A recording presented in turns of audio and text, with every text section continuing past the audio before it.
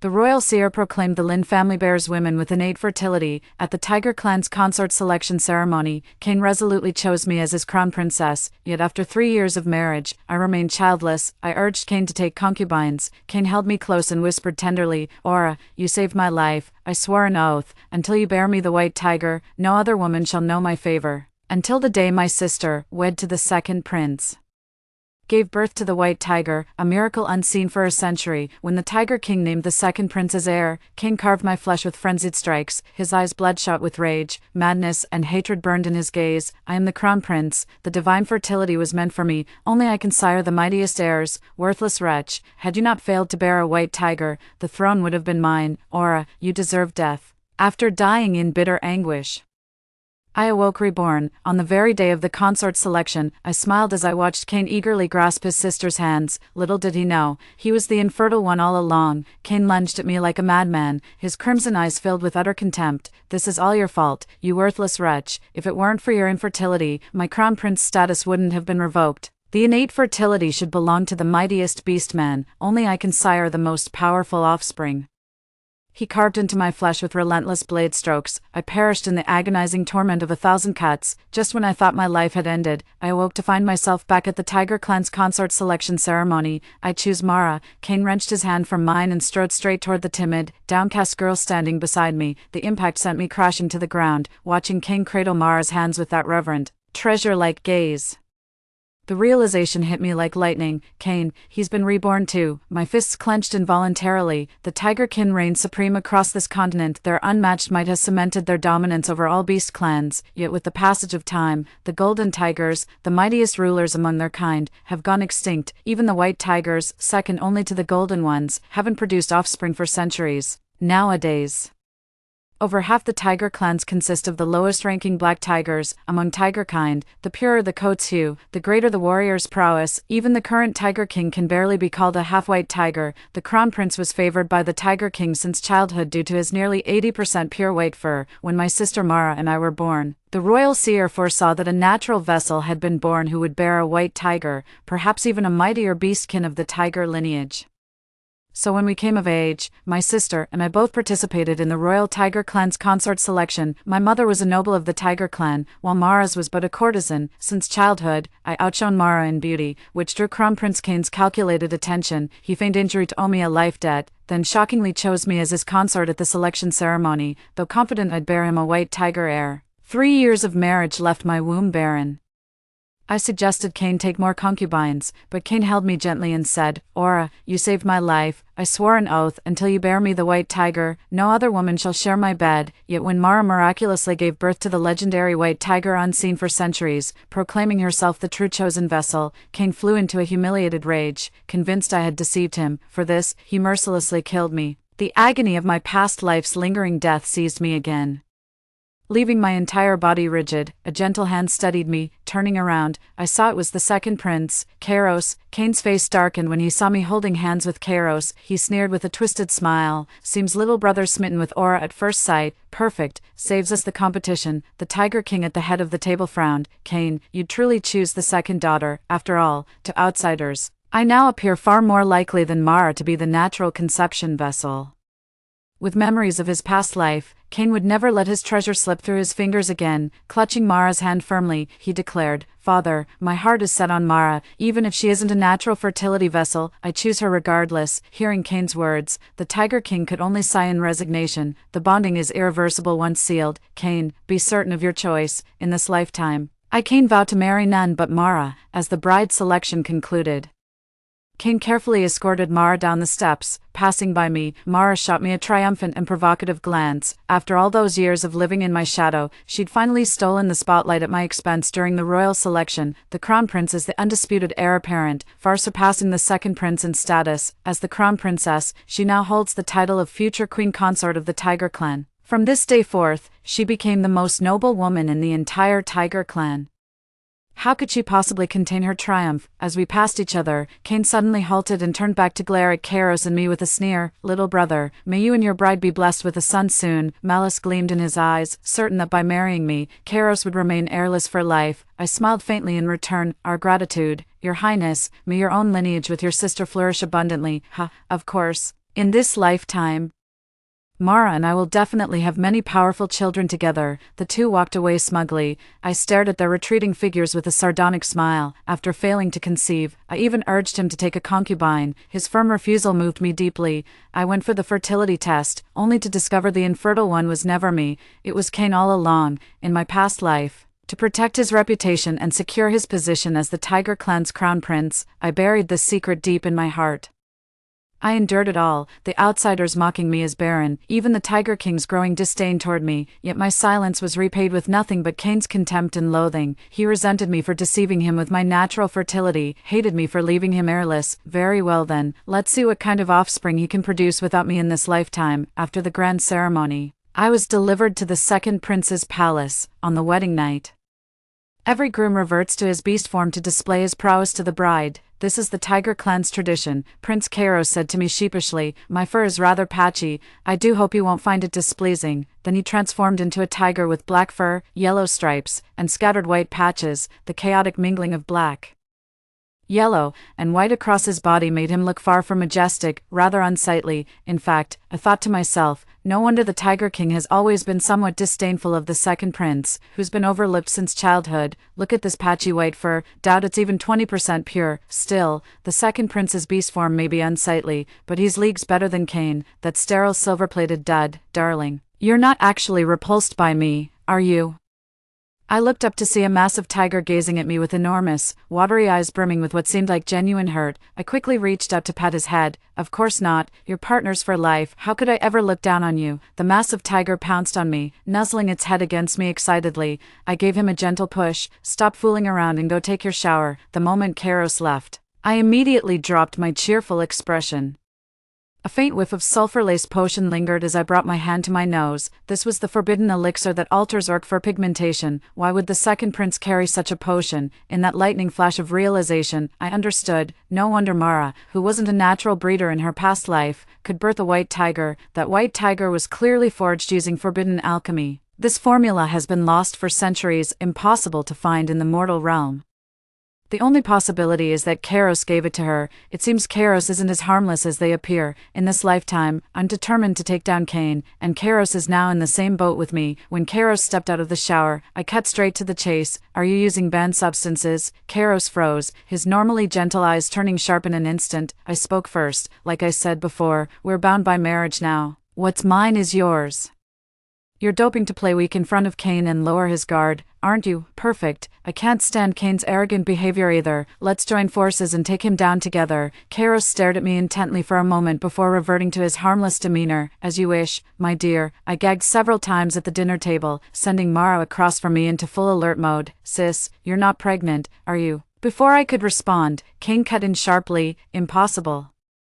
There's no way she's pregnant. Noticing the Tiger King's displeased glare, he reluctantly added, I just think Mara's the truly fertile one. If anyone's carrying my child, it'd be Mara first. As for my second brother, that's still ages away. I offered no further explanation. After dinner, I spread rumors that whoever conceived first would prove to be the true natural-born fertile one. Sure enough, within days came news that Mara was with child. The Tiger clan's formidable nature makes conception typically difficult for their kind, yet Mara conceived in under 10 days since the wedding. The moment this news spread, the entire clan recognized her as the legendary natural-born vessel of fertility. Cain, who had died childless in his previous life, was nearly moved to tears by overwhelming excitement. When Kairos and I visited Mara, we found Cain cradling her while tenderly caressing her belly. My child, I'll finally have an heir.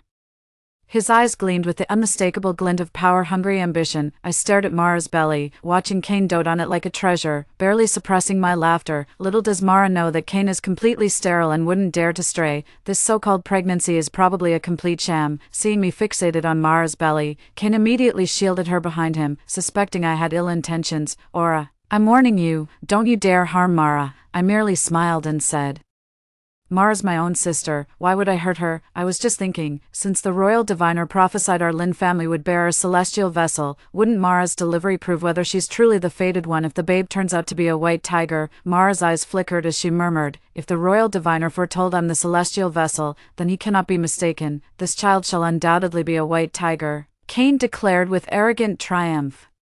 Damn right, this birth will produce a white tiger. Mara didn't dare press further and quickly changed the subject. Enough about me, sister. You've been married to the second prince for a month now. Why hasn't there been any movement in your belly? How could I compare to your natural fertility, sister? You conceived so quickly. Flattered by my words, Mara's expression grew increasingly smug. The Tiger King had initially disapproved of Mara's background, but seeing her growing belly made that disapproval vanish like morning mist. A constant stream of treasures flowed into Mara's palace. At first Mara had qualms, but as the deception continued, she grew increasingly adept and became more domineering toward me. Soon, the day of delivery arrived. I had long since intercepted the newborn beastfolk she secretly purchased from outside the palace. Despite her screaming her lungs out all night in the delivery room, the baby still wouldn't come.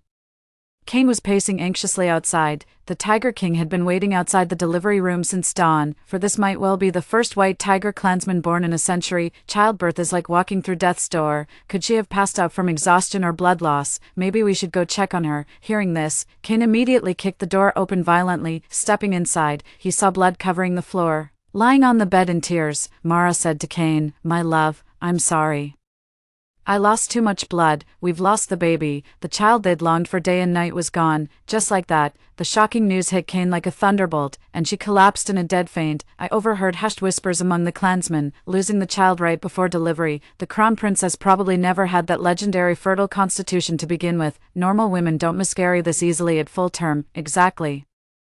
How bizarre, a perfectly healthy child just vanishing like that. Orc offspring are notoriously robust. How could there be a miscarriage? This must mean the crown princess carried a weak pregnancy. The Tiger King's face darkened with disgust as he overheard these remarks. All his recent hopes now felt like a cruel joke played by Cain and Mara. Without a second glance at the unconscious Cain, he stormed off in a fury. Mara's innate fertility was fiercely questioned by the beastfolk after her late-term miscarriage. Even though Cain believed her, he couldn't help feeling resentful. Thus, Mara was placed under house arrest under the guise of recuperation. Though their bond couldn't be severed, it didn't stop Cain from taking other concubines. While Mara was locked away fuming with rage, I seized the moment to announce my pregnancy to the court. Overnight, our fortunes reversed. Mara's privileges became mine.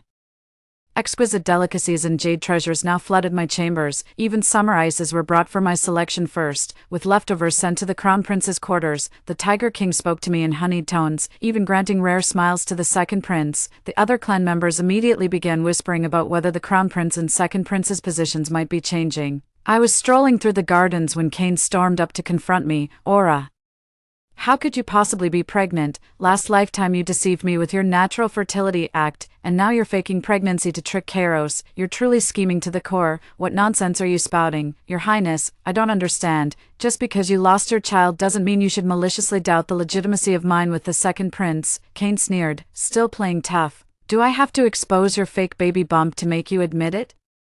He abruptly reached out and grabbed my belly. The baby inside seemed to sense I was being mistreated and gave a strong kick. Cain froze completely when he felt the unmistakable movement of the fetus. Suddenly, Kairos came up from behind and kicked him to the ground. "Elder brother, my relationship with my wife is none of your business, is it? You'd better keep your distance from your sister-in-law. Father won't be pleased if he finds out." Cain was knocked down but didn't even react in anger.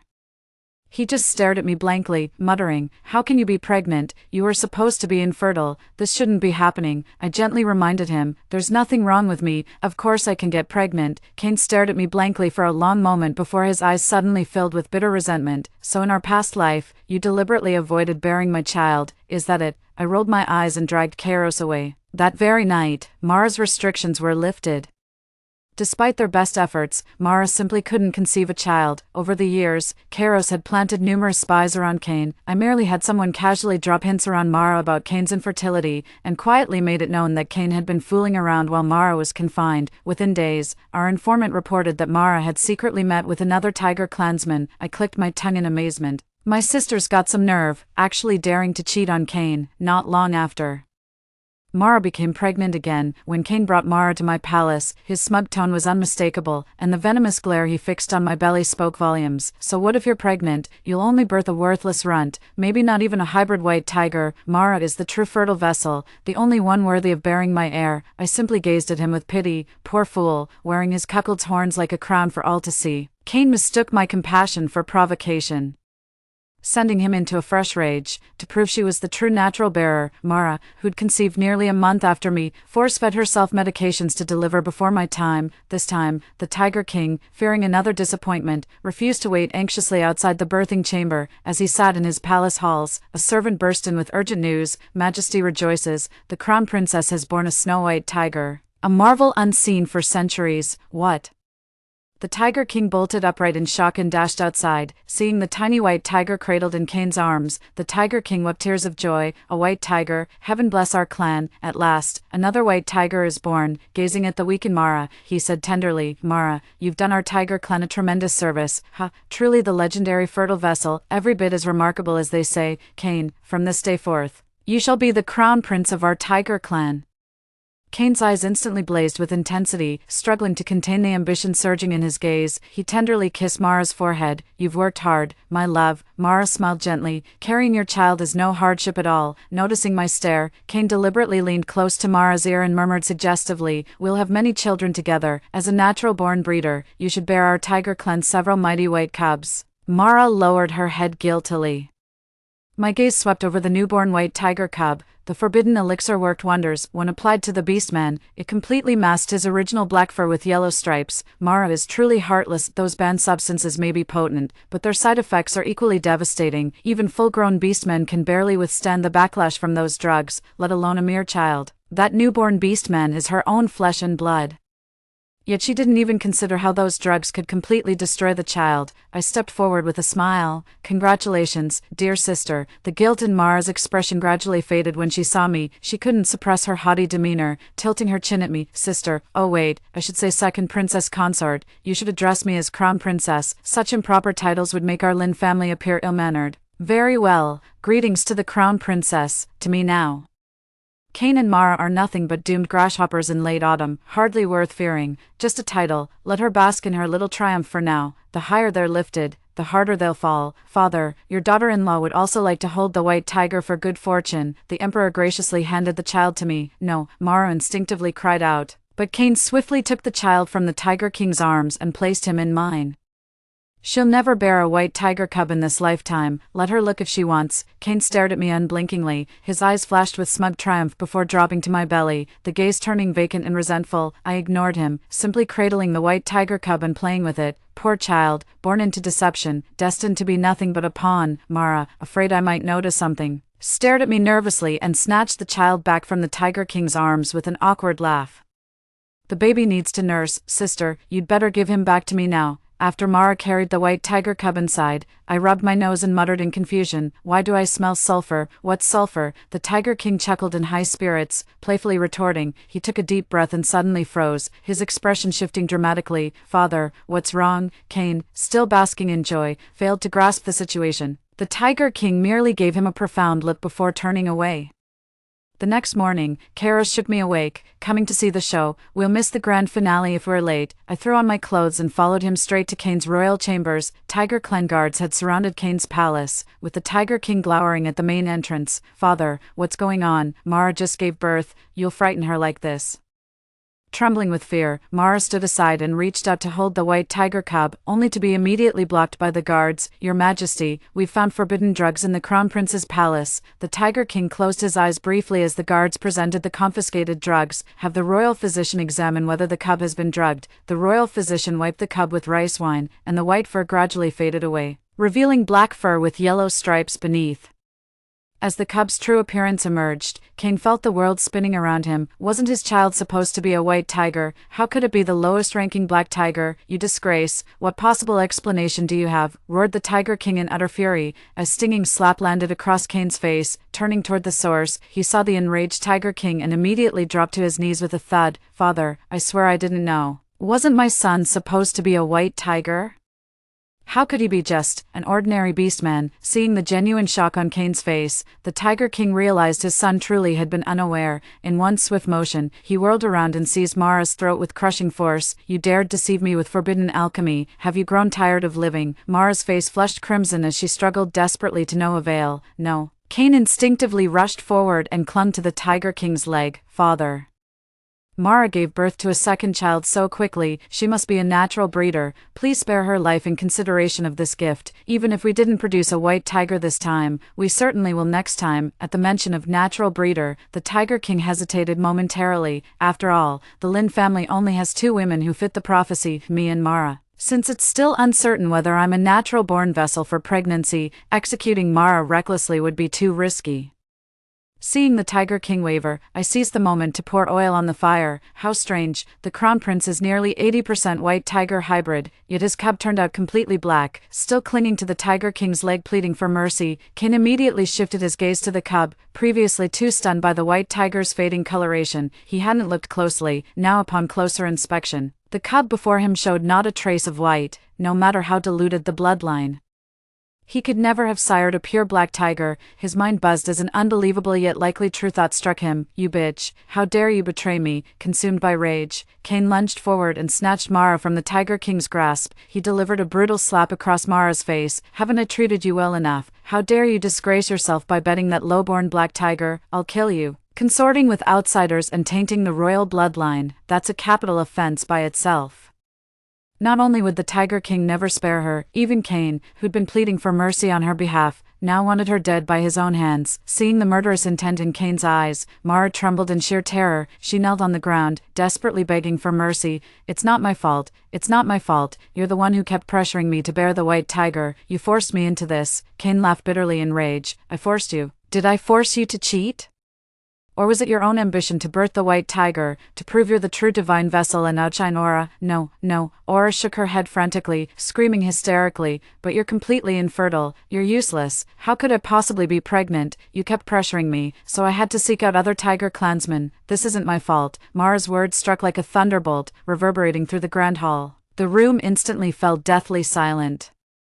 Only Cain erupted in furious curses. "You lying whore, how dare you say I'm infertile? Not only have you committed adultery, but you dare shift the blame onto me. I must have been blind to ever choose a wanton harlot like you." Mara threw herself at the dazed Tiger King's feet. "Your Majesty, if you doubt me, summon the royal physician, let him confirm the Crown Prince's inadequacy. Spare me, I beg you. Had the Crown Prince not forced me to bear a white tiger, I would never have resorted to this." At the Tiger King's gesture, the royal physician had no choice but to examine Cain with trepidation. He stared for a long while, not daring to utter a single word. Under the Tiger King's relentless questioning, the royal physician wiped his cold sweat and stammered, "The Crown Prince appears to indeed suffer from infertility." This news struck harder than discovering the cub wasn't a white tiger. Cain, who had been raging moments earlier about beating Mara, suddenly went limp with exhaustion. He collapsed onto the ground in utter despair. "Impossible. How could I possibly be infertile?" Seeing Cain's diagnosis, Mara thought she was saved and continued pleading desperately for mercy. "Tiger King, this truly wasn't my fault. Spare me, I beg you. I'll never dare again. Even if the Crown Prince is infertile, I'll remain a dutiful princess consort, I swear." Before she could finish pledging her loyalty, a sharp pain suddenly pierced her abdomen. Looking down slowly, she saw a blade had impaled her completely through the stomach. "Bitch, haha, you actually thought you'd survive." Cain laughed maniacally, his face smeared with blood, before violently kicking and beating Mara. "Whore, why didn't you die sooner? There's nothing wrong with me. It's you, you're the barren one. Yes, you must have framed me." Mara collapsed in a pool of blood, her lifeless eyes staring vacantly as she drew her last breath. Resentment, regret, and agony swirled unmistakably in her glassy gaze. Cain ranted and cackled madly over Mara's corpse until meeting my sardonic stare. The deranged man jolted as if electrocuted, his madness evaporating instantly. "Aura," he shuffled toward me with trembling reverence, his eyes burning with desperate fervor. "Aura, tell them, wasn't I perfectly fine in my past life? There's no way I could have been sick." I looked at him with pity and mockery, whispering, "No, you've always been ill, Cain. It was you who was infertile in that lifetime." Those words struck like a dagger, shattering Cain's last defenses. He let out a strangled cry before bursting into hysterical laughter. "You've been laughing at me all this time, haven't you? Ha ha. And I actually brought Mara to flaunt in front of you. You must be dying of laughter inside." Then all his pent-up rage shifted toward me. "Why, you knew about this all along. Why didn't you tell me? Why did you just watch as Mara made a fool of me? You did it on purpose, didn't you?" I stared at him expressionlessly. "People like you truly don't deserve pity. In our past life, I willingly bore the shame of infertility my whole life to protect your reputation, yet you showed no gratitude. Instead, You blamed me for holding you back, and in the end, you killed me. How naive of me to expect you'd feel remorse for what you did in our past life. I overestimated your humanity. You're nothing but a selfish, heartless monster. Cain's gaze burned into my belly with deranged obsession, as if he could carve it open with sheer willpower. You got pregnant the moment you left me. I should have known. That's why you chose that worthless Kairos this time, isn't it? You looked down on me too. How dare you? The only children you'll bear are mine. If I can't have offspring, that bastard in your womb must die. He lunged at me, trying to gut me with that blood-stained knife. Kairos shielded me and sent Cain sprawling with a single kick. The Tiger King trembled with rage. Seize that bastard. The surrounding orcs swarmed over Cain, pinning him down mercilessly. Cain lay on the ground, still screaming maniacally, "You bitch. All of you are bitches. Ha ha ha. You think carrying a child means you can birth a white tiger in this lifetime? Dream on. Kairos is nothing but trash. You couldn't even produce the lowest grade black tiger." The Tiger King finally lost his patience, unleashing his overwhelming aura that left Cain trembling in fear. "Wretched fool, you can't even sire offspring yourself, yet you dare hurl such vile curses at your own brother. How could I ever appoint a worthless imbecile like you as crown prince, from this day forth? Your crown prince title is revoked." Cain's eyes burned with deeper resentment as he spat venomously. "Father, you deposed me only to make that worthless Kairos the crown prince. Their child will likely be stillborn." Amid Cain's vicious curse, a sudden sharp pain racked my body. Labor had begun. See, a stillborn. Amid his frenzied howls, a dazzling golden light suddenly split the sky. Roar. A mighty yet youthful tiger's roar erupted from the newborn orc, forcing every warrior present, even the Tiger King, to their knees in involuntary submission. Cain, lying on the ground, coughed up blood under the crushing weight of this overwhelming pressure. Spotting the golden glow, the reclusive Imperial Preceptor shapeshifted and raced to the scene at breakneck speed. When he saw the golden cub cradled in my arms, his entire body shuddered with fanatical excitement. A golden tiger. The bloodline that vanished a millennium ago. The other beastfolk who hadn't grasped the situation erupted into chaos upon hearing the Preceptor's words. A golden tiger, by the gods, I never thought I'd live to witness the birth of a golden cub. This is truly the tiger god's blessing. The beastkin are favored. The second prince's consort must be divinely blessed with fertility. Every eye in the room burned with reverent fervor as they gazed upon the golden cub. The golden tiger cub simply shook its chubby little head before burying itself in my arms with a series of adorable whimpers. No, a blood-curdling scream pierced the air. Cain struggled to lift his head, his eyes burning with intensity as they locked onto the golden tiger cub. Kairos is nothing but trash who can't even reach 20% purity. How could such filth possibly sire a golden tiger? That cub can't be his offspring, it should be mine. Only I, Cain, I'm worthy of breeding the mightiest golden tiger. Hearing someone slander his father, the golden tiger cub's eyes flashed with fury, sending Cain coughing up blood as he collapsed back to the ground. Kairos suddenly dropped to his knees. "Father, I've been using forbidden elixirs all these years too." The Tiger King stood thunderstruck by Kairos' revelation. Kairos reverted to his beast form, revealing a mottled, patchy-furred war-creature. Taking the rice wine from the royal physician, I began gently wiping down Kairos' fur. The dark and golden hues gradually faded, unveiling before the crowd a snow-white tiger with not a single blemish in its pristine coat. The Tiger King was utterly speechless. A cascade of unexpected surprises had sent the Tiger King's excitement soaring to its peak. The royal advisor remained composed as he inquired, "Second Prince, you must know our tiger clan hasn't witnessed a pure white tiger in centuries. As one, you'd naturally receive our reverence. Why then resort to forbidden elixirs to conceal it?" Reverting to human form with pallid features, Kairos replied, "My mother's lowly status made us unwilling to challenge the Tiger Queen's authority." Understanding dawned on every face present. The Tiger Queen, mother of the Crown Prince, was born into the most powerful noble family of the Tiger clan after the royal bloodline. With her domineering personality, she completely suffocated all other women in the Tiger King's harem. For years, every other concubine who became pregnant suffered miscarriages. Had the second prince's mother not been a low-ranking, inconspicuous concubine, he would never have survived. No wonder the second prince's mother took such precautions, resorting to forbidden elixirs to conceal all traces of the white tiger, even after coming of age. The second prince had to painstakingly conceal his true identity as a white tiger.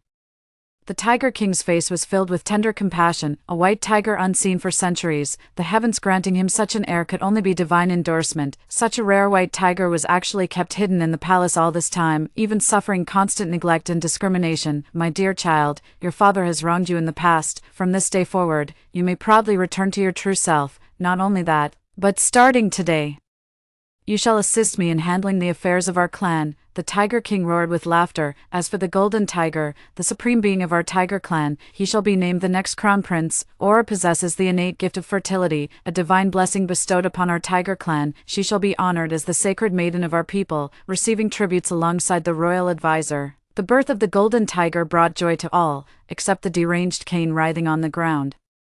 He kept muttering, "I must return to my past life, start anew. The celestial womb belongs to me. The Golden Tiger is mine. Aura, you should have borne my child." The Tiger King's gaze burned with pure revulsion. "Cain has lost his mind. Strip him of royal status. From this day forth, confine him to the dungeons, never to step beyond its shadows." When I visited Cain again, he was sitting on the floor laughing and crying hysterically. His clouded eyes suddenly lit up at the sight of me. "Aura, you've come to take me back, haven't you? Let's return together, back to our past life. It doesn't matter if we can't have children, we'll forget about having kids, just the two of us. I regret it, I shouldn't have killed you. Please, take me back with you." I touched my swollen belly and let out a bitter laugh. "Last time, you murdered me the moment you thought I was barren. Now that you know it's your own infertility, suddenly having children doesn't matter anymore, does it? I have a loving husband and adorable children now. Why would I ever return with a worthless man like you? May you rot like a cockroach in this godforsaken dungeon for the rest of your miserable life." Ignoring Cain's desperate screams behind me, I turned and walked away without hesitation. A few rays of light seeped through the dungeon's exit, stepping into that glow. I stepped toward my own bright future. The end. Story 2. The apocalypse arrived, bringing terrifying heatwaves across the entire world. I stockpiled food and water before the extreme heat hit, and even shared the mutated plants that grant special abilities with my boyfriend. He gained water-based powers, dominating the base by controlling water resources, surrounded by beautiful women, living the high life. I obtained healing abilities, but was exploited daily until all my powers were drained. Forced to accompany various teams on dangerous missions, returning battered and bruised, my boyfriend's new green tea lover kept fanning the flames in front of me, saying my healing ability was too weak and needed more practice. Then she turned around and told my teammates that I wasn't serious about healing and only cared about myself. During a mission, I refused to heal the new lover due to exhausted energy, and my teammates labeled me as selfish, unanimously deciding to push me out as bait. With my energy depleted, I had no strength to resist, watching helplessly as the mutant beast's claws pierced through my chest. Without the aid of healing abilities, my boyfriend's team was soon completely wiped out under the combined assault of extreme heat and mutated creatures. We both reincarnated back to the day when we had to choose our superpowers. This time, my boyfriend chose the healing ability first, just as I wished. He didn't know, but I knew how to mutate water-based abilities into ice-based ones. This time, I'll enjoy the cool air, eat chilled watermelon, and comfortably watch them walk toward their doom. Warning: future weather temperatures are expected to reach 50 degrees with prolonged heat waves. Please stay indoors and avoid going outside. High temperature warnings were repeatedly broadcast on TV and throughout the streets. Looking out from home, the street was completely empty, with the glaring sun shining fiercely outside. In my past life, I stocked up on food and water before the extreme heat arrived, and even shared the mutated plants that could grant special abilities with Lucian. I gained healing abilities, while he obtained water-based powers. I had thought that with our combined efforts, we could survive this extreme heat. At first it was fine, but as food and water at home became increasingly scarce, Lucian started growing dissatisfied with me. He released clear water from his fingertips and said to me, "Thanks to me, we wouldn't survive relying solely on your useless ability." At that time, I didn't detect Lucian's resentment and sarcasm, and even felt sorry for him exhausting himself daily to produce water. When temperatures exceeded 50 degrees, the power plant caught fire due to the extreme heat, causing electrical circuits to short. The entire city lost power and water supply. To survive, bases of all sizes emerged, and people began gathering around these bases. A single tree cannot make a forest. Naturally, Lucian and I joined a nearby base. Lucian's water-based superpower proved extremely valuable during the extreme heat, and he quickly formed his own squad. I was also very busy, treating sunburns, heat strokes, and other heat-related issues in the base, while also providing support during squad missions outside.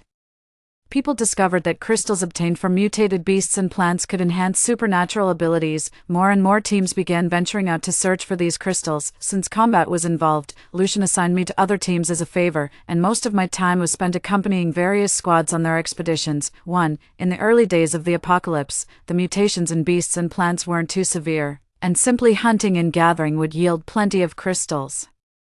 As a support staff member, I naturally received a fair share, but Lucian took them all under various pretexts. Only by becoming stronger can I properly protect you. As Lucian spoke, he took away the crystal I had obtained and began absorbing it. Later, everyone's supernatural abilities started leveling up, while mine remained stuck at level 1, and obtaining crystals became increasingly difficult. Gradually, I began to feel overwhelmed and unable to keep up. My teammates started blaming me for having weak abilities and not healing enough people. Can't you be more careful? If you don't know how to fight, shouldn't you at least hide? Because of you, Mirabelle got hurt protecting you. Lucian yelled at me while holding his injured teammate. He grew even angrier seeing me standing there dumbfounded, at a loss for words. Hurry up and heal Mirabelle. I had no choice but to step forward and heal Mirabelle first, after the wound closed. Before I could even explain, I saw Mirabelle looking at me with a serious expression and saying, "Evelina, don't take this the wrong way, but your ability is too weak, you need to train more." Luckily it was me this time since I have higher defense. If it were any other team member, they'd be much more severely injured. There's no guarantee you could heal them properly then. Combat is dangerous, don't treat it like a game. I hope you'll be more careful from now on. As soon as she said this, the expressions of the other team members changed. Lucian's face darkened even more. He stopped talking to me altogether and just carried Mirabelle to the car to rest, leaving me alone to face the pointing fingers of my teammates. Mirabelle is the newest member of Lucian's team, possessing earth-based abilities. Her outgoing personality quickly made her blend in with the squad. At that time I was swamped with work outside. When I finally rejoined the team, a sharp-looking woman gave me a glance. My sixth sense tells me this gaze isn't very friendly. "Evelina, hello, I'm Mirabelle, the new one." She smiled and introduced herself to me, then turned and nudged Lucian with her elbow. "How could you bear to let your girlfriend keep running missions outside? Look how exhausted she is." Lucian glanced at my travel-worn appearance and said coldly, "Times are different now, she can't always rely on others." Mirabelle certainly didn't hold back from stirring up trouble within the team. I had just finished healing a severely injured teammate, my energy depleted. Sitting pale-faced on the ground to rest, Mirabelle passed by and said to me, "Evelina, how can you still rest? Even if your energy is exhausted, you could help with bandaging or cleaning wounds. What's the meaning of sitting on the ground?" She then turned to apologize to Lucian. "Sorry Lucian, my hot temper just can't stand seeing everyone so busy while she's resting alone. During battles you all rely on my protection, yet when it's cleanup time nobody steps up. Times have changed, acting like some delicate flower won't cut it anymore." Facing my teammates' contemptuous looks, I found it utterly ridiculous. Every single one of these people was personally saved by me from the brink of danger. Didn't they level up using the crystals Lucian took from me? "Now you've learned to burn bridges after crossing the river." Pushed by Mirabelle, I was frequently thrown under the bus, she said, since I couldn't heal others properly. Getting hurt myself would surely teach me a lesson. Watching Lucian hugging and cuddling with Mirabelle, I just wanted to leave these ungrateful wolves, but when I expressed my desire to leave the team, they broke my legs without hesitation. "After everyone has been so kind to you, how could you be so ungrateful?" Mirabelle feigned disappointment while constructing earthen walls around me, perfectly square and neat, resembling nothing more than an open-lidded coffin. I was used as bait in a human shield by Lucian's team, with wounds appearing all over my body only to heal again thanks to my regenerative abilities, but because the injuries occurred too frequently, my powers could only keep me alive without preventing the scars from forming. The stench of blood mixed with sweat under the scorching heat made me nauseous. "I want some water to clean up." Mirabelle pretended to be kind and brought me their used washing water, deliberately spilling it on the floor. "Oops, sorry, water is so precious, just make do with this." I knelt on the ground, scooping up the muddy water. The weather was so hot that even my tears had dried up. Someone like her. And the country wants to invite her to rebuild hospitals. What a joke. Don't worry, I'll never let her go. Healing abilities are so rare, she'll die in this squad before I release her. 2. You better make sure she doesn't escape. Dane only values you because our squad has a healer. Keep a close eye on her. So this is the truth. I'm trapped here by a bunch of selfish people. During an away mission, due to Lucian's misjudgment, the squad was surrounded by alien beasts, forcing everyone to hastily take refuge in an abandoned factory, after fleeing for a full day and night. Everyone was utterly exhausted, sitting on the ground with their eyes closed to rest. Lucian pulled Mirabelle in front of me and said, "Heal her." I looked at the tiny scratch on Mirabelle that would have healed on its own in seconds and shook my head. "I'm out of energy." Lucian grabbed my hair impatiently and shoved me to the ground in one swift motion. "Say it again. Will you treat it or not?" Something trickled down from my forehead as I was about to continue saying no.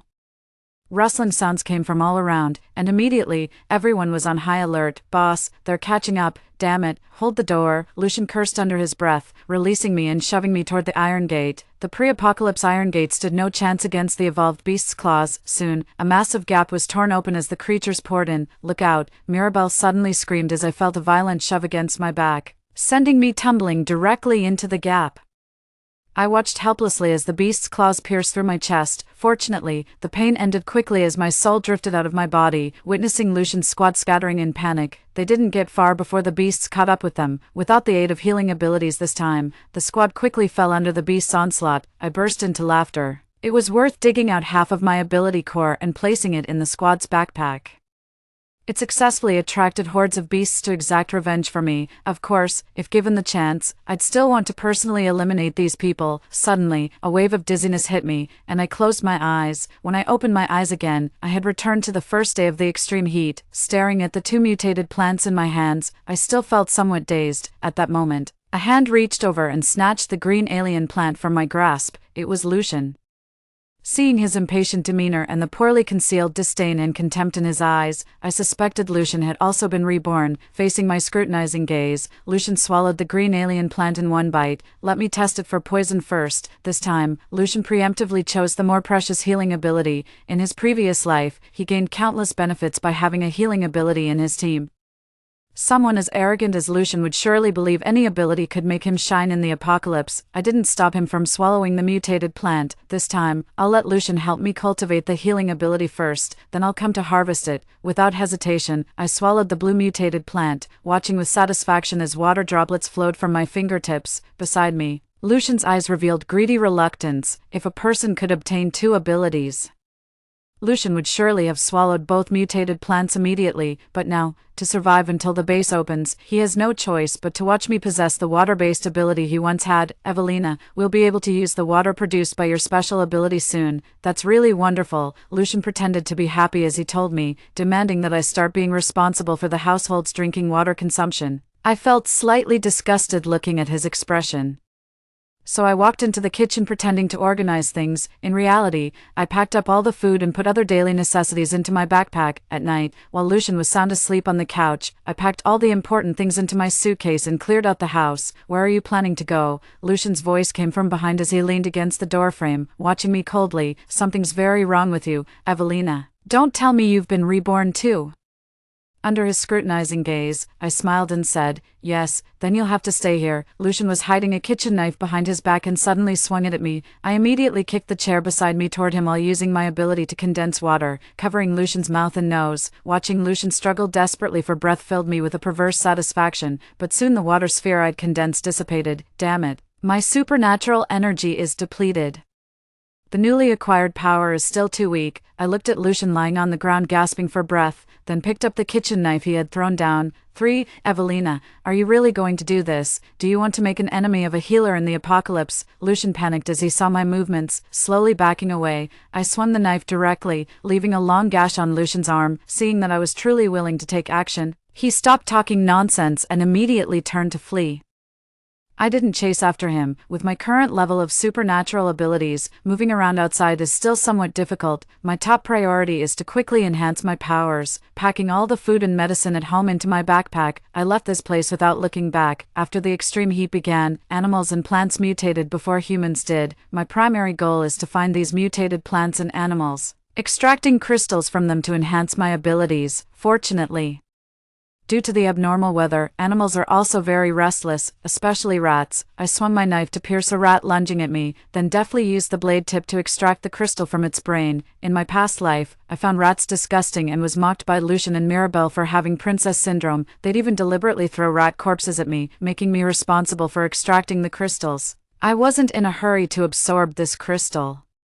Killing mice one by one was too slow. I needed to make a bait. I headed to the park and searched the grass until I found numbing leaves. The sap of this plant can paralyze upon contact. Carefully, I cut many leaves, avoiding the oozing sap, then smeared them on broken branches. I used these branches to encircle the crystal in layers. For extra safety, I even coated the crystal itself with numbing leaf sap. The trap was set. Hiding nearby, I heard rustling sounds. Indeed, The crystal is also attractive to animals. Soon enough, several mice tried to approach the crystal, only to be paralyzed upon touching the surrounding branches. Not just mice, but also a few sparrows and snakes attempted to get closer, all falling victim one after another. I quickly took the opportunity to flick them away with clean branches before finishing them off with a single strike, harvesting the crystal. Just as I was rejoicing over the harvest, I suddenly felt something attacking from behind. I dodged sideways, avoiding a head strike, but took a solid hit on my back. A shadowy figure grabbed the crystal I had dug up and ran off. Lucian, ignoring the pain in my body, I quickly gave chase. This trash has gotten used to clinging onto me and sucking my blood. After escaping, it actually secretly followed me, trying to steal my crystal. This time I kept my cool, quietly gathering and condensing water the whole time. Just as Lucian was about to escape the park, I formed a massive water sphere to block his path. "Give it back, or you're dead." I pressed step by step towards Lucian, but he looked at me with a cold smile. "Evelina, you can't kill me." He was right. Water-based abilities aren't strong in attack power, making it hard for me to kill him. In my past life, Lucian had always relied on the crystals I earned, only gaining some combat ability after his powers reached level 3. Even if I could wound him with a blade, he still had healing abilities to mend himself, and I might exhaust both my physical strength and supernatural abilities, ending up with nothing. He's betting on whether I'll choose to expend energy reclaiming the crystal from him or swallow this bitter pill and go recollect from scratch. But Lucian underestimated the depth of my hatred for him. I'd rather lose my possessions than let him have them. Glancing at a nearby plant, I suddenly had an idea. I pretended to attack Lucian with a water balloon, but actually threw it at a nearby vine. Just as Lucian was about to flee upon seeing the water balloon disappear, he was suddenly ensnared by the rapidly growing vines. Unable to move, I seized the opportunity to reclaim the crystal. This plant is called boom vine. Normally, the entire plant curls into a circle, but when exposed to water, it grows wildly. This was discovered during a mission with another team in my past life. Someone accidentally got water on the explosive vine, causing it to rapidly grow and trap half the team. It took tremendous effort to escape. I don't know if it's just my imagination, but the branches of this vine seemed to be consciously avoiding me. Wiping sweat from my brow, I looked at the cracked earth and walked to the main stem of the explosive vine, pouring all the water I could summon onto its roots. "Thank you for helping me earlier. Here's some water for you. Let me stay by your side and absorb some crystal energy." The vine swayed slightly, as if nodding in agreement. I sat aside and absorbed all the reclaimed crystals. The energy from the crystals flowed slowly into my body, and I felt the fluctuations of my water-based abilities becoming more stable, like a clear spring coursing through me, nourishing every cell. But it's far from enough. I must grow stronger quickly. I looked at the explosive vine that helped me retrieve the crystal, gently touched its leaves, and buried a crystal near its roots. "You must live well," I whispered to the explosive vine, knowing it couldn't respond, but believing it could feel my sincerity. After searching the area, Lucian was nowhere to be seen. TSK, bad weeds grow tall. Returning to where I previously set the traps, I harvested the ensnared small animals, extracted the crystals, then washed clean the crystal bait in the center with water before storing everything back in my bag. I'll keep these to replenish energy during my journey. Now, I'm going to search for an ice lake I discovered in my past life. That icy lake was truly miraculous, maintaining its frigid waters even under extreme heat, serving as a rare sanctuary in the scorching apocalypse. Unfortunately, after its discovery, it became a battleground contested by various bases. Since no one could persuade others, and with the water crisis worsening, those bases simply drained the lake, leaving it completely dried up. I suspect the reason the icy lake remained cold despite the extreme heat was due to special energy stones within it. There's a rumor about special energy stones that contact with them might cause mutations in supernatural abilities. It's said that a powerful lightning-based ability user from the northern base acquired their power this way. Now that dawn is breaking, I plan to go home first to get my car. Back at home, I cooked some food for myself and prepared all the remaining vegetables and meat. With the extreme heat coming, food would spoil quickly, so I had to cook everything. Every extra day of preservation counts. I loaded everything into the car and took a short nap in the cooler underground parking garage, but because I kept worrying whether Lucian might reappear, I couldn't sleep soundly, so I simply set off directly towards the ice lake. The outside temperature was too high, with very few cars on the road, and I quickly left the city area. The weather was so hot that I had to stop frequently along the way, pulling over to rest in shady spots to prevent overheating. I drove like this until evening when the sun set, and I could finally make better progress. Suddenly, several loud bangs echoed as my car was surrounded. Dane, Lucian's former right-hand man at the base, now stepped out of a vehicle with a group of people.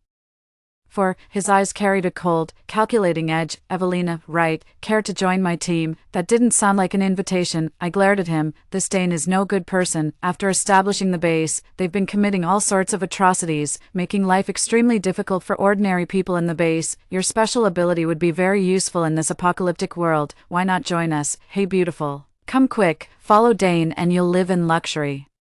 Dane's lackeys were laughing and joking around, making Lucian somewhat anxious. Dane, that's not what we agreed on back then. Dane waved his hand, signaling for him to wait. I carefully observed the group, silently assessing the situation in my mind. Going up against Dane's team single-handedly would be like an egg striking a rock, but surrender was never an option for me. Dane, I have my own path, and I appreciate your kindness. Feel free to ask if you need any help in the future.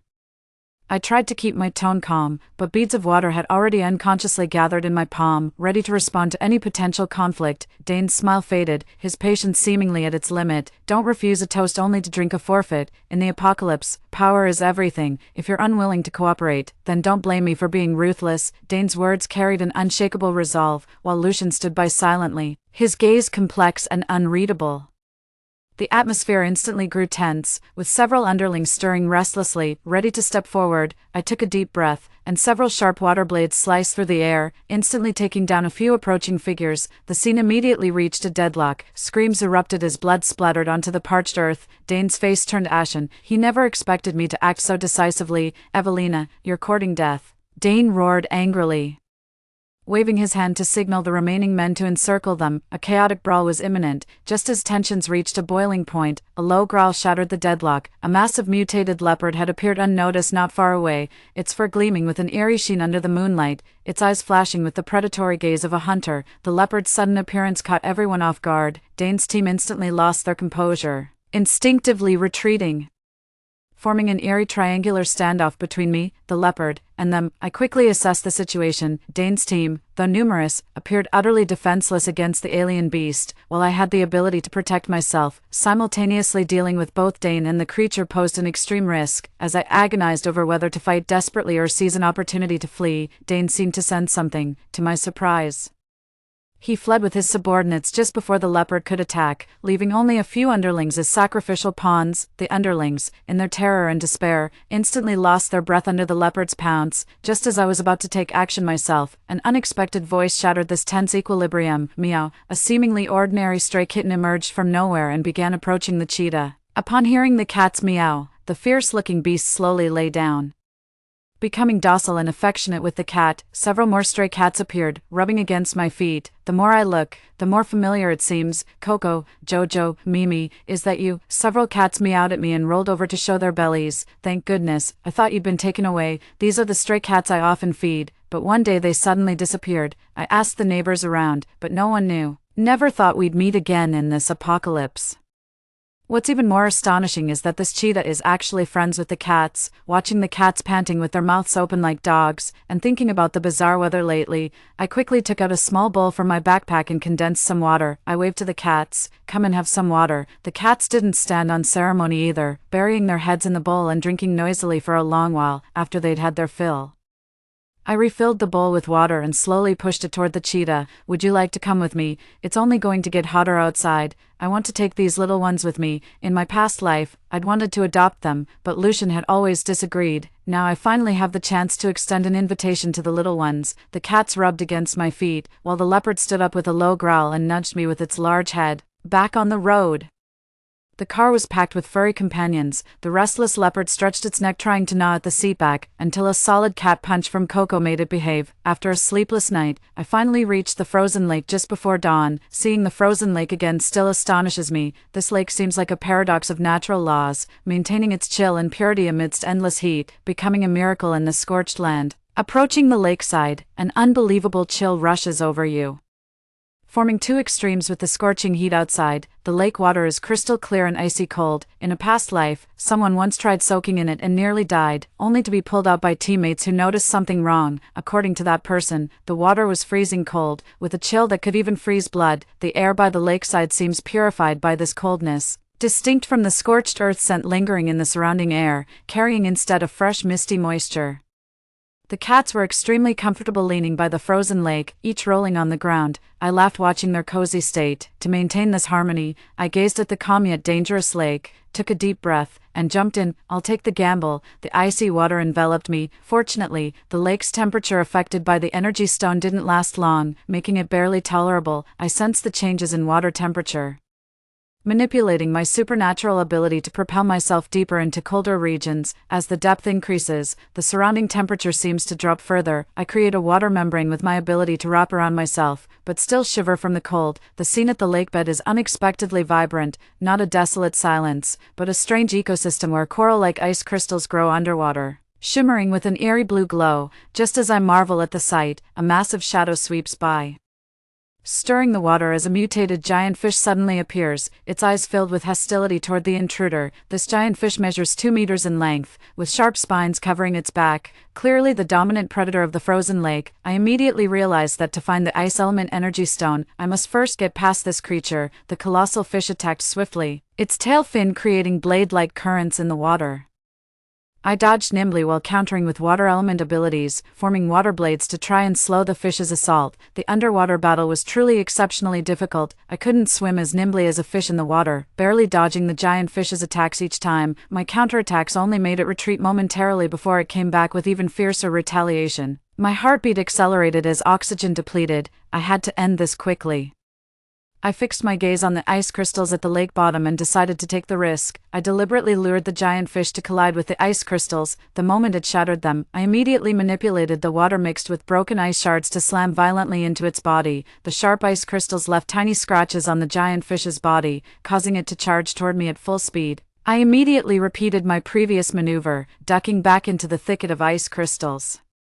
The giant fish flew into a rage, lying flat on the lakebed and rolling violently, stirring up clouds of silt and shattered ice crystals. Seizing the moment, I gripped the crystal to recharge my special ability, then used water currents to manipulate the ice crystals. Spotting my position, the giant fish charged at me again with terrifying speed. This time I faced it head-on, channeling all my power into a single point. I condensed the water currents into a roaring water dragon and collided directly with the beast. The lake trembled from the impact, and the force pushed me away from the epicenter. By the time I swam back to the scene, the giant fish lay belly up, lifeless. Just as I thought the danger had passed and cautiously turned to retrieve the ice energy stone, another violent tremor struck.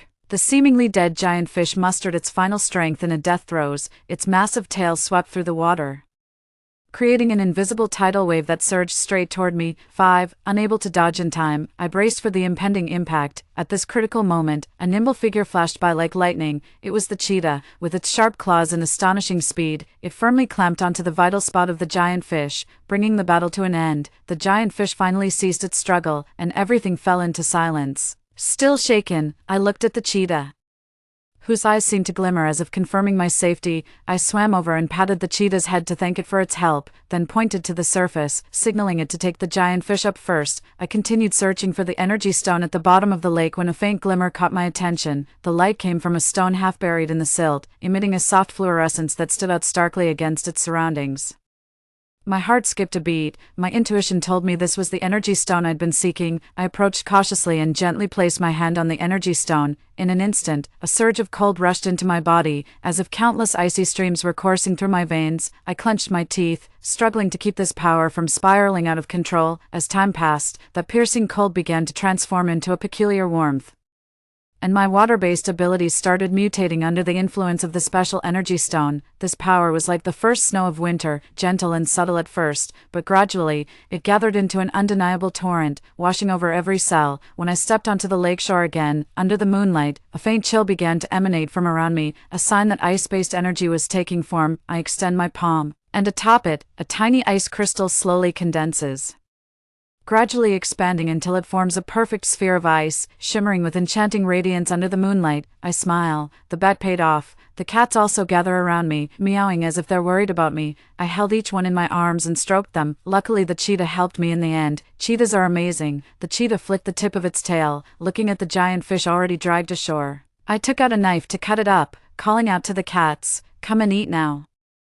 After you finish, I'll dry the leftovers into fish jerky for you to enjoy slowly. Playing with the half-remaining ice energy stone in my hand, I pondered whether to use its power to establish a base. With its capabilities, it should significantly improve everyone's survival in this apocalyptic world. After the extreme heat began, high temperatures caused power and water outages, with frequent wildfires, food rotted, rivers dried up, bacteria in tap water proliferated, and human living space was continuously shrinking. In daily life with my cats, I noticed many inconveniences. Collected alien plants and beast meat would quickly spoil, and their medicinal effects greatly diminished after drying. I realized my efforts alone were far from enough. Even if I could temporarily freeze useful plants and edible game meat, I have nowhere to store them. I still need to search for useful materials to modify the vehicle and future dwelling.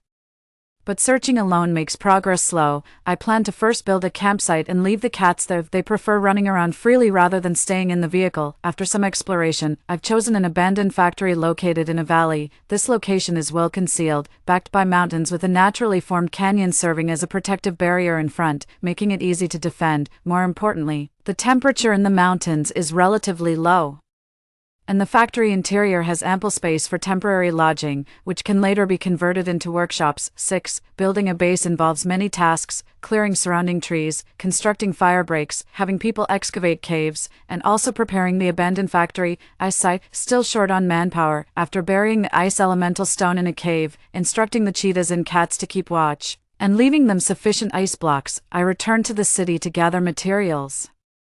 The city's order had collapsed, with abandoned vehicles everywhere, looted stores, and empty supermarkets. I entered a pharmacy hoping to find some leftovers, but unfortunately found nothing. Undiscouraged, I continued exploring. Hey, don't you know the rules? All supplies here belong to Dane. I had just filled my backpack and walked out of the hardware store when a blonde guy suddenly appeared, pointing a gun at me. Hand over the supplies you've collected. I glanced at the blonde guy, then at the figure hiding in the shadows. Dane's people, I've got a deal. Ask your boss if he's interested. The blonde guy was about to mock me when he saw the ice block forming in my hand and gaped. You've noticed the food spoils fast and tap water's undrinkable too, right? I can get you a freezer. Interested. What do you want? A bespectacled man emerged from the shadows, appearing to hold a slightly higher position than the blonde guy. Dane has acquired quite a few slaves, hasn't he?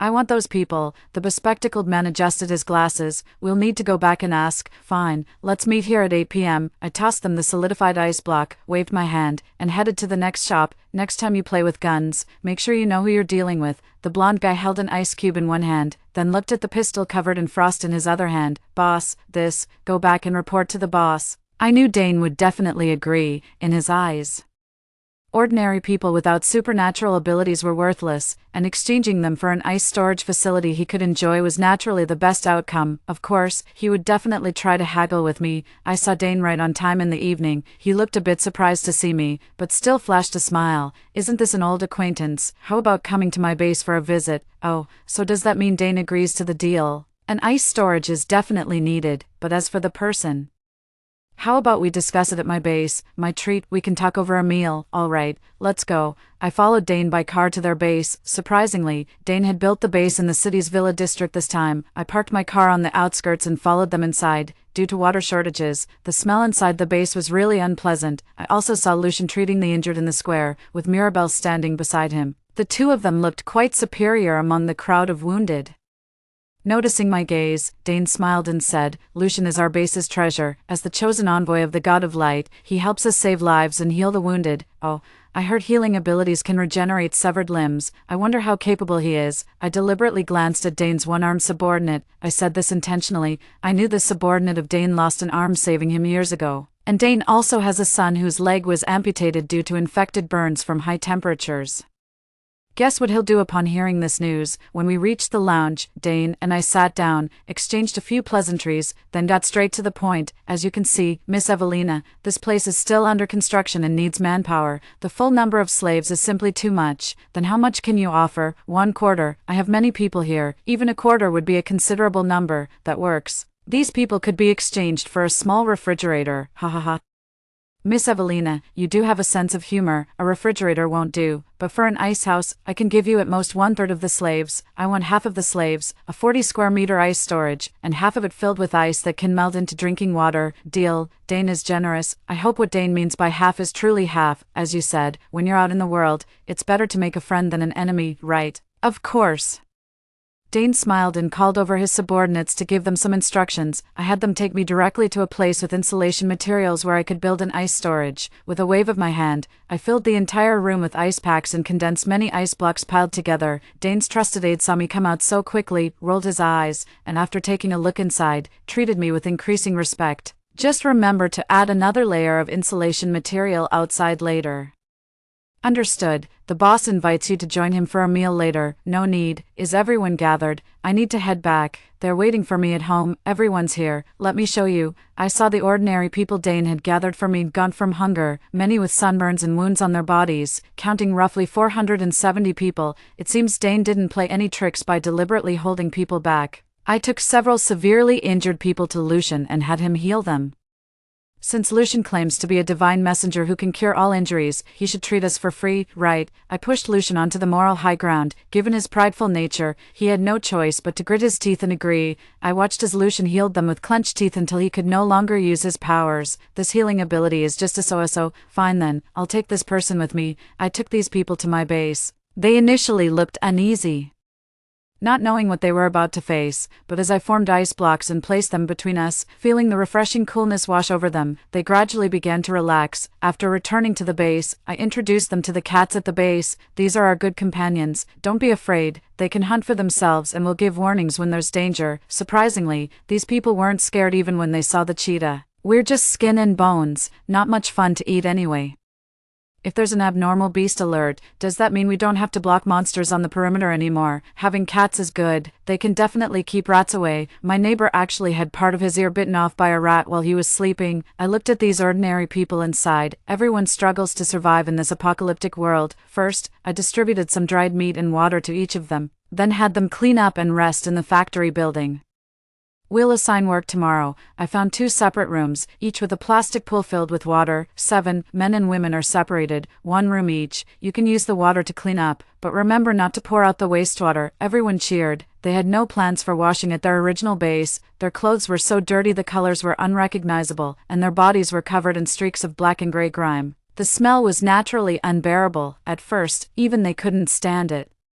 But what could they do? Life had to go on. Now that there's suddenly a plan to clean things up, many people are crying tears of excitement. All right, days will get better and better. I patted a few elderly folks who were wiping their tears. Settle these people down. I walked outside and spoke into the darkness. You've been following me all this way. Aren't you coming out? After a long while, 2 girls emerged from the shadows, looking somewhat embarrassed. Sorry, we meant no harm.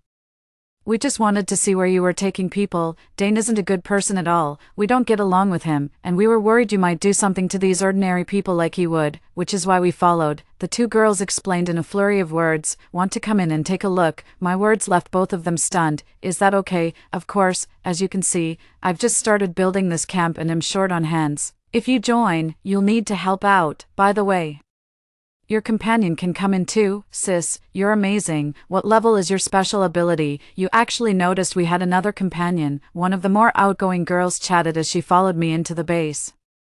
Should be almost level 5, close to 6, that's amazing. I'm only level 3, by the way. I have metal-based powers. I can manipulate metal-based. Could you help us fix up the factory building? I can trade food or water for it. No problem. As they walked through the base, the refreshing coolness that greeted them gave the trio a sudden jolt. I have ice-based abilities, so I've modified the base to be more comfortable.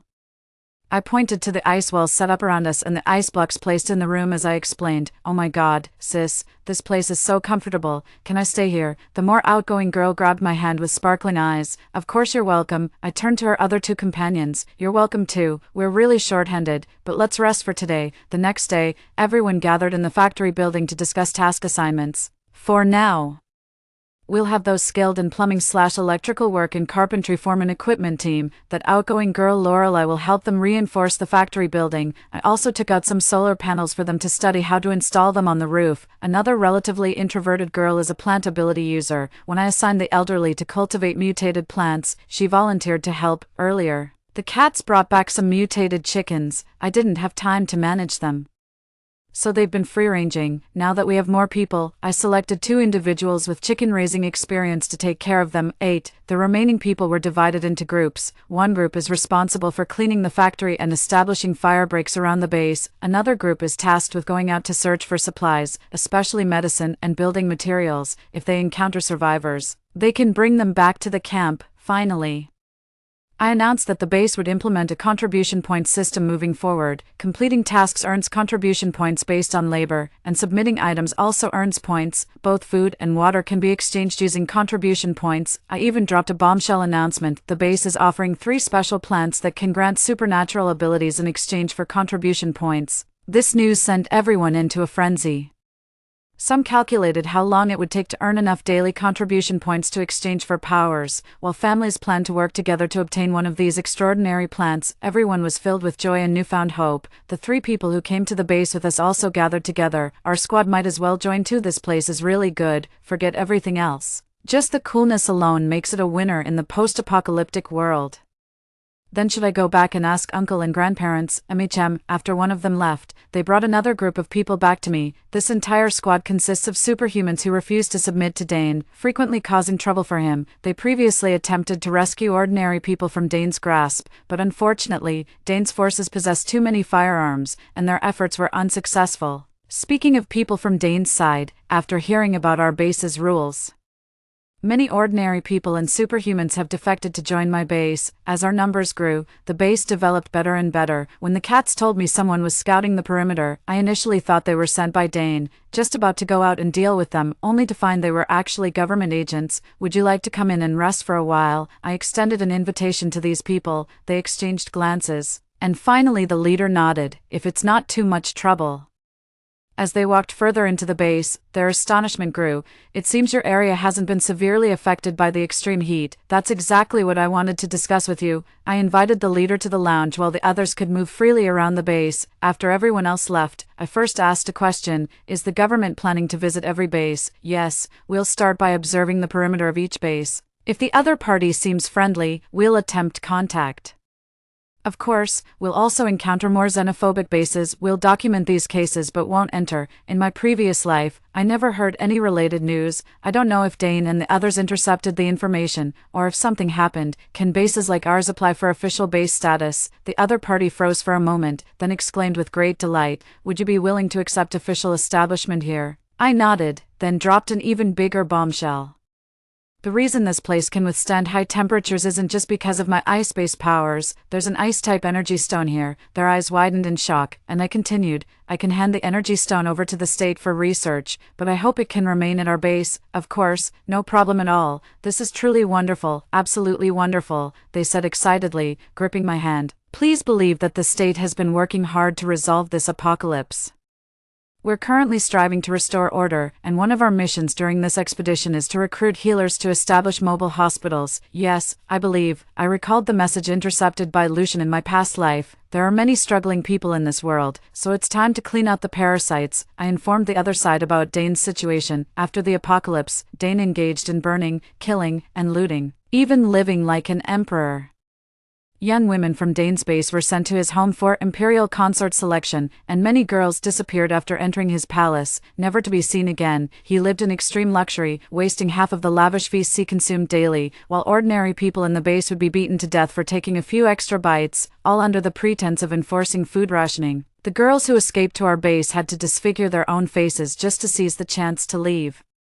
The government has long planned to deal with these scoundrels, but the distance made it difficult to reach them. Now that Miss Evelina is willing to join the official base, the military will have a foothold to finally bring these people to justice, leave Dane to the authorities to deal with, using him as an example to warn others. What I need to handle is Lucian, hearing all sorts of news about my place. He finally couldn't sit still and found an opportunity to come to my base. 9. Evelina. I heard you're recruiting healing ability users here. Why didn't you contact me? He looked at me without speaking and continued, you should thank me for choosing the healing ability. It's why you have such a great opportunity now. Let's shake hands and make peace. What did Dane offer you to come kill me? Poison or assassination? A fierce argument erupted outside. It was Lucian's team arguing with Mirabelle. The other team members wanted to stay at my base, but Mirabelle disagreed. Watching the team fall apart, I smiled and reminded Lucian, "There was something I forgot to tell you last time we met. Next time we meet, I will definitely kill you." Looking into my serious eyes, Lucian grew afraid. "You can't kill me. I have healing powers, not for long." I extracted the core of Lucian's healing ability and transferred it to the girl with the scarred face.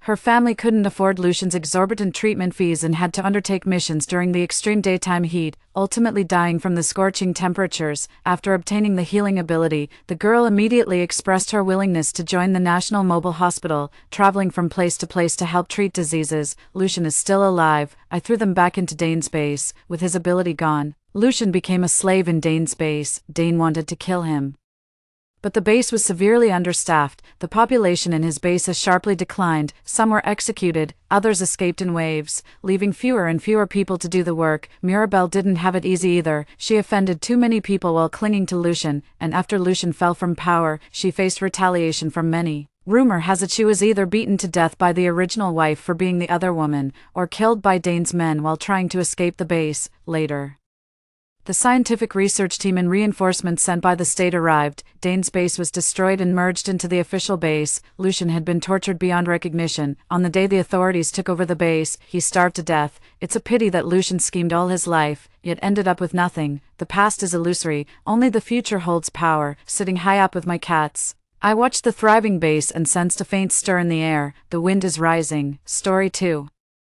When the doomsday zombies attacked, I found that my younger sister had kept a zombie in the basement. "Sister, you're so cold-blooded. Zombies are also lives." I threw her and the zombie out of the city together. In troubled times, kill the saints first. 1. The apocalypse suddenly arrived, and everyone started to panic, except for me, because I transmigrated into a book and had already foreseen it, and I had stocked up a large amount of supplies. But being a person, the most important thing is to be kind. With my unremitting efforts, the first base city was built. The establishment of a new order always entails casualties. The parents of a girl lost their lives on the way out to find supplies. She cried and begged me to give her a chance to live. After all, she was still a student and couldn't do anything. If I ignored her, she couldn't escape the fate of being reduced to a plaything. I kept her and asked her to do some cooking and other things at home for me.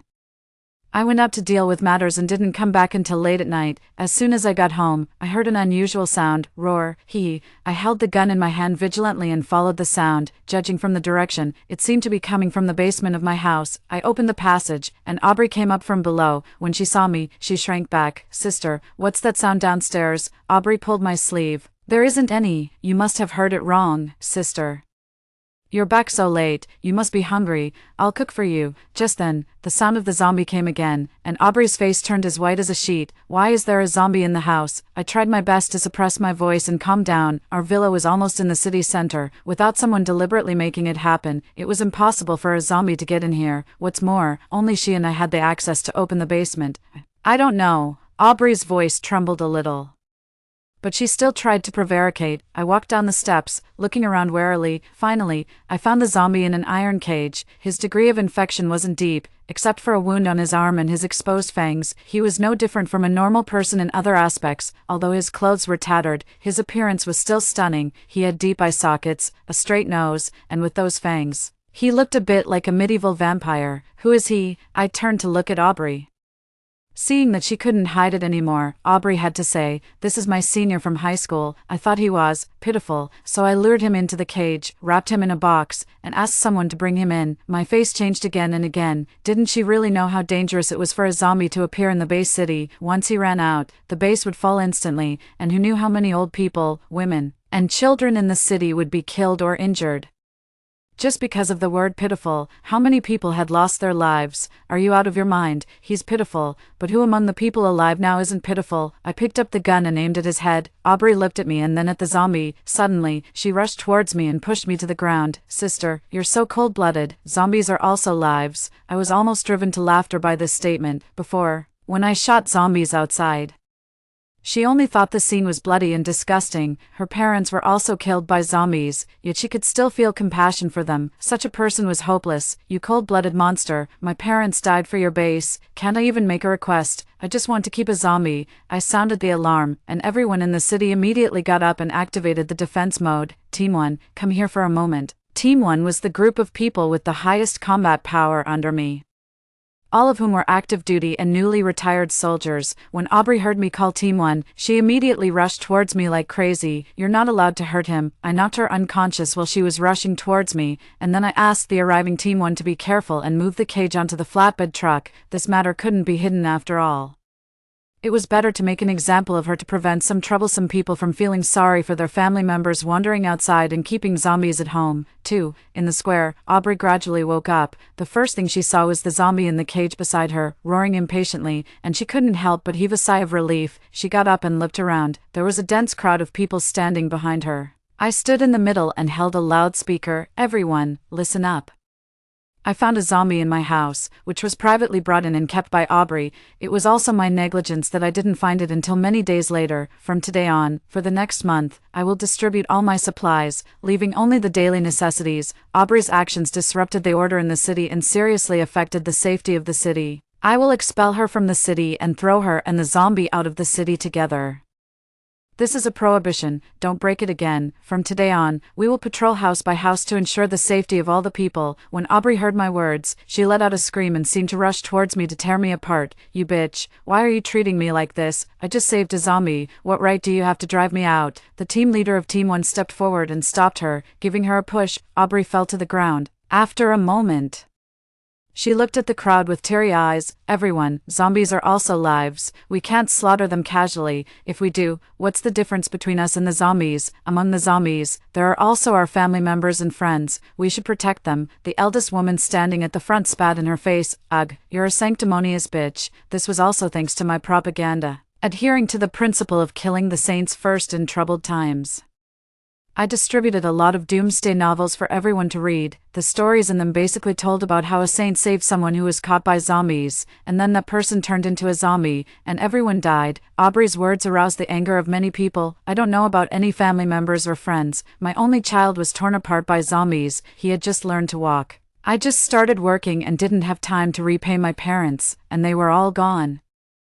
I want to support them, but they are no longer here. My husband rushed into the zombie horde alone to save me. I had an 18-year relationship with him, and I have a sworn enmity with the zombies. I stopped the crowd in time. Throw them out." Aubrey looked at me in disbelief. "You actually want to throw me out? Did you want to kill me a long time ago? Is this just an excuse for you?" The people of Team 1 tied her hands, bound her to the flatbed truck, and threw her and the zombie out of the city. Remembering the past relationship, I secretly instructed Team 2 to clean up one side of the suburban area, where there wouldn't be any zombies for the time being. Before she left, she howled like crazy, with her hair disheveled. "Eloise, I won't let you go. I will come back for revenge." 3. The success of my base inspired others to follow suit, and the base next door was almost completed. Aubrey was also really lucky. When she went out, she untied the ropes, ignored the zombie, and kept running forward. By chance, she was saved by a team that went out to find supplies. She was safely taken to the base next door. The leader of the base next door sent us a message saying that he would come to our place for an inspection and visit. That morning, I waited outside the door early. One more force means one more guarantee for humanity. "Sister, you didn't expect to see me again, did you?" Aubrey walked towards me gracefully, holding the hand of a handsome man. The man reached out his hand and introduced himself. "Hello, Miss Eloise. I'm the leader of the base next door, Nolan." I politely reached out and shook his hand, and then rolled my eyes at Aubrey. "Sister, this is my fiancé. We're engaged. It's a pity that at your age, you still don't have a man by your side." I ignored her and gestured behind me. The team leader of Team 2 understood and stepped aside, reaching out his hand. "Mr. Nolan, please allow me to introduce the facilities and policies of our base to you." Seeing that no one paid attention to her, Aubrey was a little annoyed and tugged at Nolan's sleeve. Nolan frowned. "What's the matter, Miss Eloise? Is this how you treat guests here? Isn't my fiancé qualified to talk to you?" I rolled my eyes. Another person with a muddled mind. A person who has been expelled should never be allowed to enter again. For the sake of Mr. Nolan, I made an exception to let her in. "That's already the limit of my kindness. You have a lot of nerve to expect me to talk to her." Nolan lost face because of me and his expression turned cold. I heard from Aubrey that she was just too kind. Even if she made a mistake, a small punishment would be enough. "Why did you throw her out of the city?" "To be honest, I came here just to see how long a heartless base leader like you can live." I sneered. "You'd better live to see that day." "Someone, show the guest out." 4. After I finished dealing with the day's affairs and returned to my room, I suddenly found a man there. He was naked all over, with smooth muscle lines and an innocent face. What surprised me even more was that he had a pair of huge white wings on his back. My face instantly turned red, and I turned my face away. My voice trembled a little. "You, who are you?" The man's voice was like the flowing water of a clear spring. "They all call me an angel. Angel Lucifer." When I read this book before, it was written from his perspective. When the angel Lucifer came down to the mortal world, he accidentally brought a kind of curse from the heavens. This was the reason for the outbreak of the zombie tide. He had always been committed to saving all living beings on Earth, but his special constitution often attracted a large number of zombies, and more people died. When the last base fell, the story came to an abrupt end, and I also came here. I found a piece of clothing from the cabinet and threw it to him. "Put on the clothes first." Lucifer held the clothes and stood there, looking at them for a long time. "How do I wear this?" I let out a resigned sigh and turned on the walkie-talkie. "Team 1 leader, come here for a moment." Lucifer stepped forward and grabbed my wrist. Can you not leave? I don't want anyone else to help me." His blue eyes were wet, just like a bullied little beast, wanting to get the favor of its master. I let out a resigned sigh and told the team leader of Team 1 to go back. "Put it away. It's too big. It won't work. But it's really uncomfortable like this. Endure it for a while. It will be okay soon." "All right, I'll do as you say." Our group voice call didn't hang up, and Team 1 and Team 2 were in an uproar. "Boss is awesome. Boss can do it 7 times a night. Boss can have 8 babies at one birth." By the time I saw the messages, it was already too late. There were over 99 messages in the group. "Eloise, hey, you guys don't make wild guesses. His wings are too big," and I stuffed them back. After putting on the clothes, Lucifer and I just sat there, staring at each other. It was he who took the initiative to speak first. "May I ask what your name is?" "My name is Eloise. Can I call you Eloise?" I hummed in agreement. Both of us fell into silence again. The message from the team leader of Team 1 broke the silence. A group of zombies appeared in the southeast corner, and the number was quite large. I had to go there. I glanced at Lucifer, picked up my coat, and stood up. "You can sleep here tonight. I have something else to do, so I'm leaving first." "What's the matter?" He twirled the corner of his clothes with his fingertips, lowered his head slightly, revealing a smooth side profile and a beautiful neck. The angle of his body was just right to show his vulnerability. "Yeah, I have to be busy. You go to sleep first. Take me with you. Maybe I can help." "Be good. Don't go. Wait for me here." I walked over, touched his head, ruffled his smooth hair into a mess, and left satisfied. "Little schemer, I'm not falling for your tricks." After closing the door, I sent a message in the group. "The angel plan is activated." I've always suspected that Lucifer's identity in the book is not just a simple and naive angel, so soon after Team 1 and Team 2 were established, I told them about transmigrating into the book, and then asked them to analyze Lucifer's background. What exactly is the curse on him? What role did he play in the process of the zombie tide breaking through the city? It was mentioned in the book that he was committed to saving all living beings, but his specific treatment methods were not mentioned. How on earth did he do it? The people of Team 1 and Team 2 have very strong psychological qualities. Although they knew that the world they were in was just a book, they quickly chose to accept it. Everyone had their own opinions about this matter, but they all agreed that Lucifer was the only breakthrough to solve the doomsday situation. 5. A large number of zombies suddenly appeared on the southeast side, while there were only a few scattered ones in other places. This scene was a bit strange. They seemed to be attacking one after another in an organized way and forcefully tore open 2 layers of the barbed wire outside. I, together with the people of Team 1 and Team 2, suppressed them with machine guns. It was not until dawn that this group of zombies retreated in an organized manner. "Boss, judging from this momentum, we can only hold out for at most 2 nights. The tone of the team leader of Team 1 couldn't hide his weariness.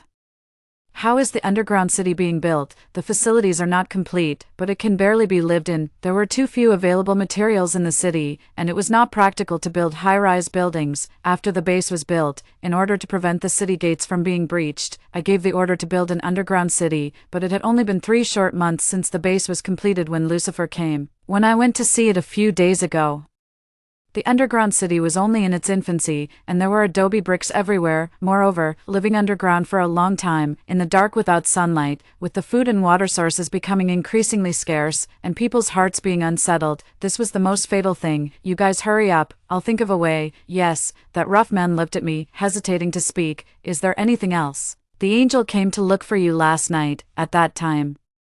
You just went to rest for a while. He took a look and then left. Did he say anything? He said to not tell you that he had been here. I hummed in response and walked towards my residence. I've seen the construction drawings of several large bases, and it should be no problem to defend against an attack for one night. I plan to take Lucifer with me on the road. By the time we come back, the base here should be more or less in shape. Lucifer was sitting in the living room, sipping water. As soon as he saw me come back, he immediately stood up and rushed towards me. Eloise, I thought you weren't coming back. He buried his head deeply in my shoulder, his hands tightly gripping me. His warm breath fell on the back of my neck, carrying an ambiguous scent. Let go first, I'm going to be strangled. He quickly released his hands, stood up straight, and looked at me innocently with those eyes. I'm sorry, it doesn't matter. Lucifer gently bit his lower lip and lightly hooked my hand with his slender fingers. You must be tired, let's go and rest for a while. His lips, which had just been sipping water, glistened with a crystal luster. There was a hint of pink on his fair cheeks, and his gaze towards me was full of allure. I obediently followed him upstairs. Lucifer, I'll take a shower first later. I need to go out for a while. Eloise, you're leaving again. Can I come with you? I promise I won't wander off. Sure. Lucifer seemed not to expect that I would really agree. He was taken aback for a moment, and then he broke into a big smile. Okay, 6. The first stop is Nolan's base, which is the closest to here. Although we had an unpleasant encounter last time, the base is not solely decided by Nolan. After receiving the news that I was going there, except for Nolan, the other leaders unanimously expressed their welcome. I drove the SUV out, and it was just me and Lucifer. I have also informed the team leaders of Group 1 and Group 2 that if I don't come back, they will lead the base. If the outcome cannot be changed and everyone is going to die, I hope they can live until the end. There were surprisingly few zombies outside. When I was halfway there, I only saw a few scattered ones, and they were far away. Lucifer kept chattering nonstop, which actually helped to relieve my boredom. Eloise, what place is this? I've never seen it before. Eloise, look. That building is so tall. Eloise, why is this place so shabby? I just vaguely answered his questions. Eloise, I want to tell you a story about the heavens. Do you want to hear it? Before I could answer, he started talking on his own. Once upon a time, there was a god who fought the devil 300 rounds, just to save the innocent humans, but for the sake of profit, the humans betrayed him. So he imposed a punishment and wanted everyone to die. Eloise, tell me. Was this god right or wrong? Both right and wrong, I guess. Why?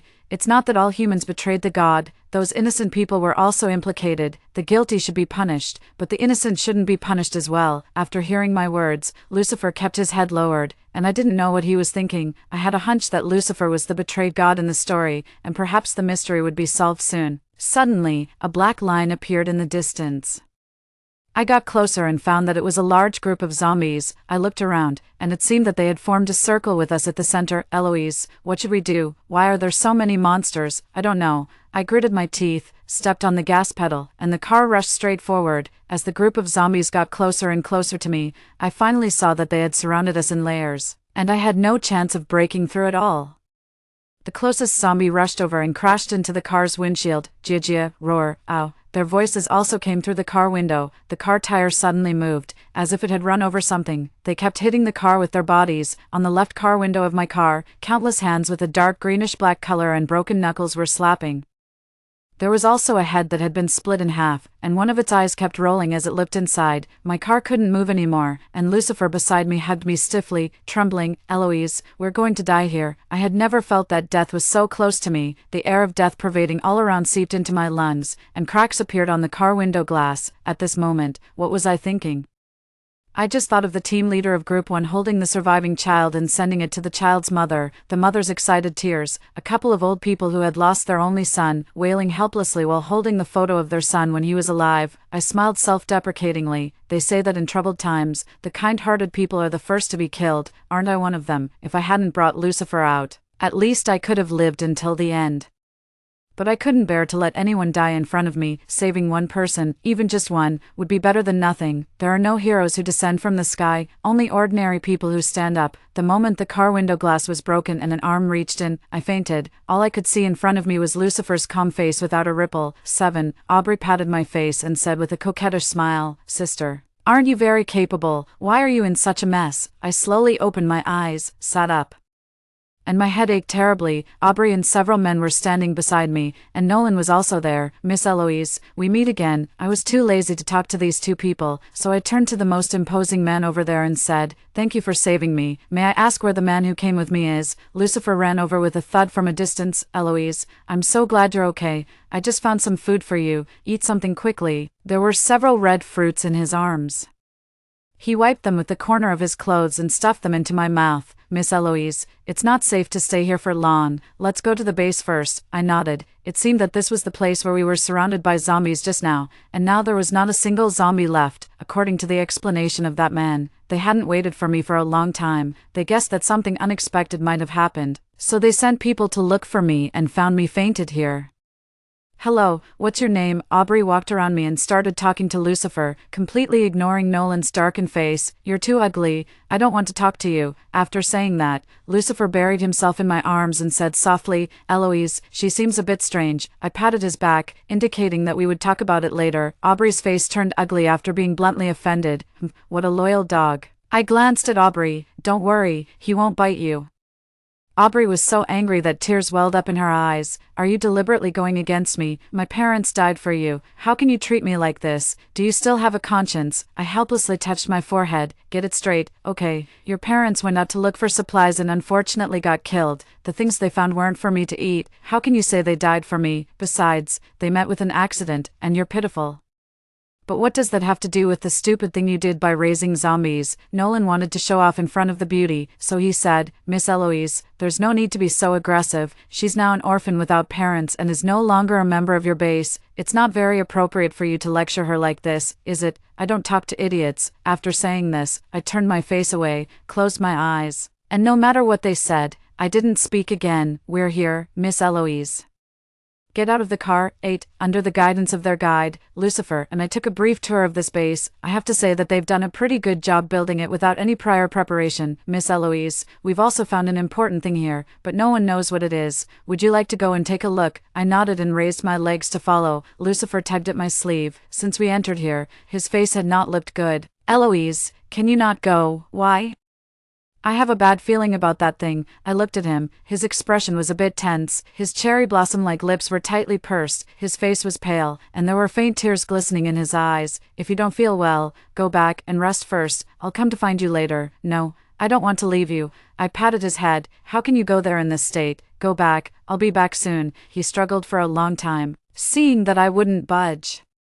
He nodded and turned back to the place where we were resting. I followed the guide and continued forward, entering the place where people used to deposit money in the bank. Before the apocalypse, this place had a very high level of security. After the apocalypse, they used this place to keep the important discovery. After I went in, I found a black, simple-looking box over there, and inside it was a blood-stained dagger. I took 2 steps forward, and a strong sense of repulsion filled my entire body. "I'm sure I've seen this dagger somewhere before." Just as I was about to get closer to observe it more carefully, the dagger suddenly broke, and I also felt a strong pain in my heart. The guide saw that something was wrong and immediately sent people to take me to the hospital. When I woke up, Lucifer was staring at me with red eyes. "Eloise, you're finally awake." 9. Before he could finish his words, Aubrey and Nolan walked in. "Sister, you've damaged an important discovery of the base. There are both witnesses and evidence. After a unanimous decision by the senior management, you're going to be expelled from the city. I'm here to see you off." She covered her mouth and pretended to be reluctant.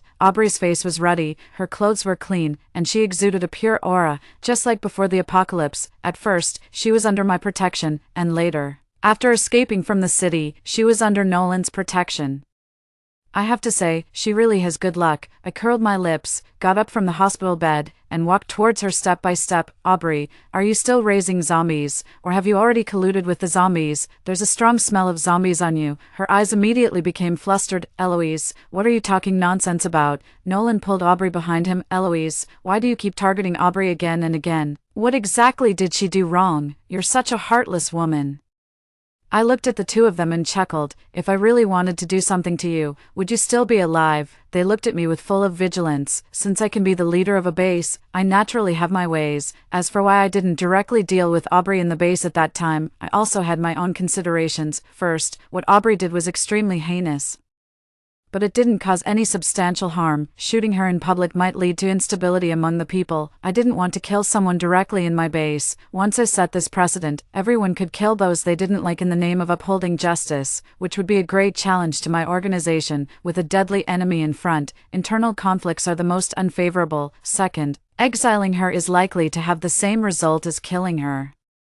Aubrey was lucky to be saved and came to this base, but based on what she said, I don't really believe that she saved herself. It's very likely that she reached some kind of agreement with someone else. Third, I also carefully observed the zombies she saved after she fainted. The zombies' eyes were not as chaotic as those of other zombies, and the roars were most likely faked. When I talked to it, although it pretended not to understand, its pupils would change.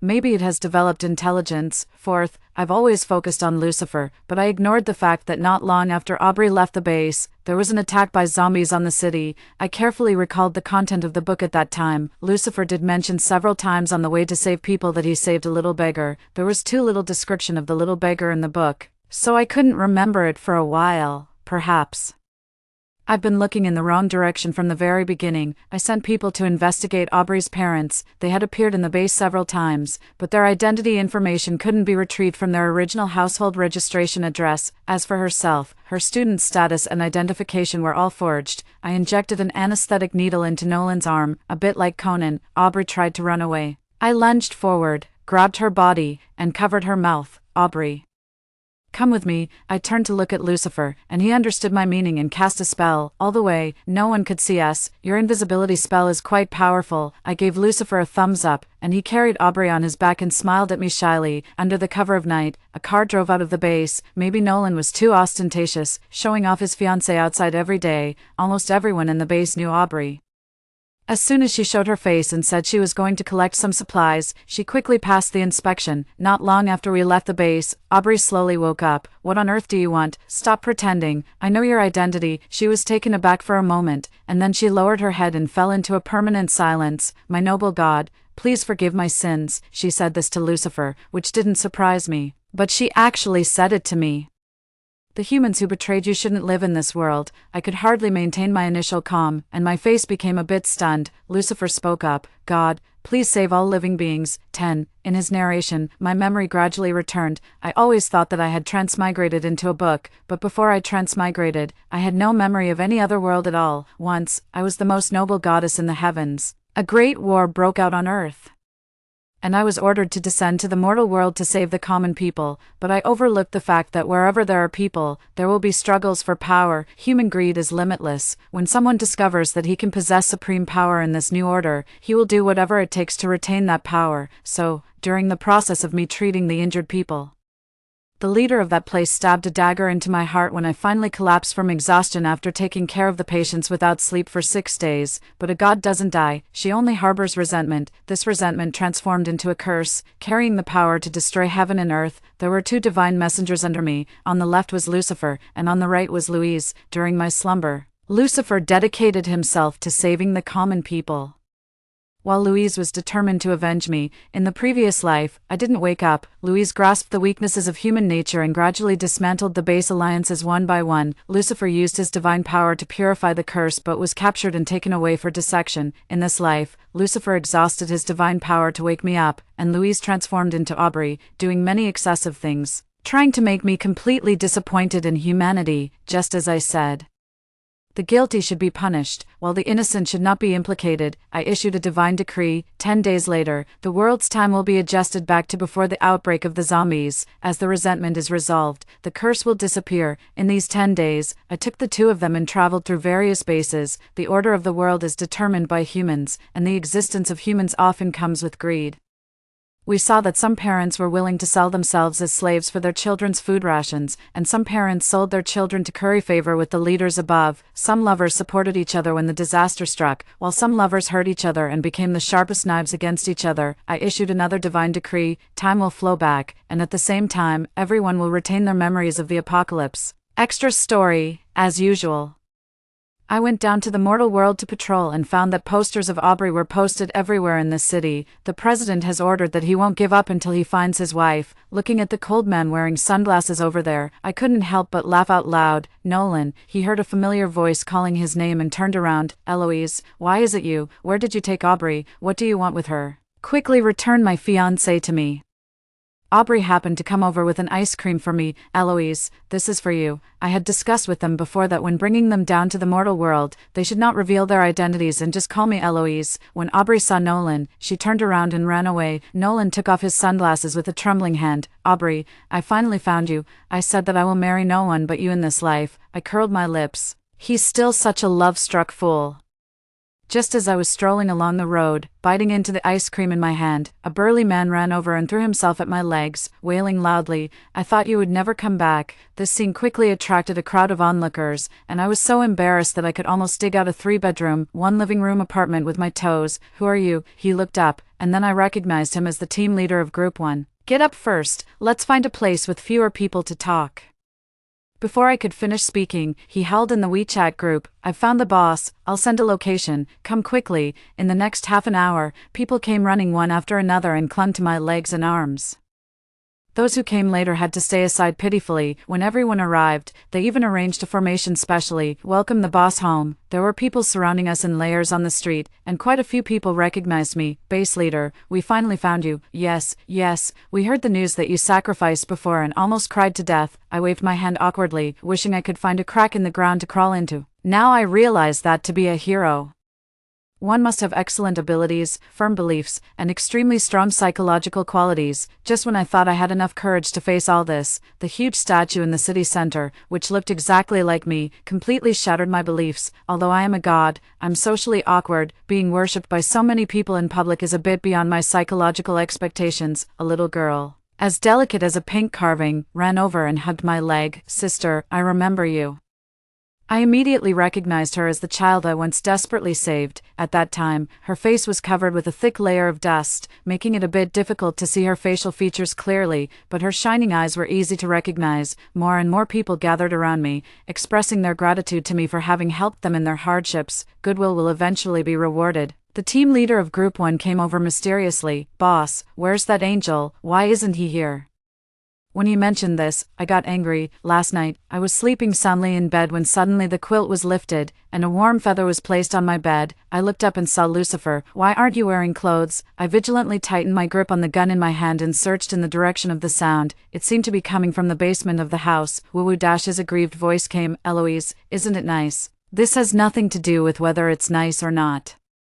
Get out quickly and don't disturb my sleep." But he boldly hugged me from behind. "Eloise, I don't want to." I pushed him away with a cold expression. "Stop pretending." "Okay, I said before that that leader was not a good person. In my weak state, you still let him in, which indirectly killed me. What does this mean now? Do you want to make up for it with your body?" Lucifer's face turned pale instantly. "He said he had something important to discuss with you." "I really didn't know it would be like this, Eloise. I was wrong. I really like you, so I want to be close to you. Can you give me a chance, rather than resenting the person who killed me? I hate you. I trusted you too much to let you guard me. Being stabbed once and then stabbed a second time is my own fault. Stupidity comes at a price." He got up from the ground, spread his wings, and disappeared out of the window. I lay in bed, tossing and turning all night. He had accompanied me through countless boring nights in the heavenly palace and was the most important person in my heart, but this time, he was deceived by someone else's lies. What about next time? A poisonous snake will not lose its venomous nature just because you have raised it for a long time. If you can't be cruel and resolutely give it up, you never know which time it will completely kill you.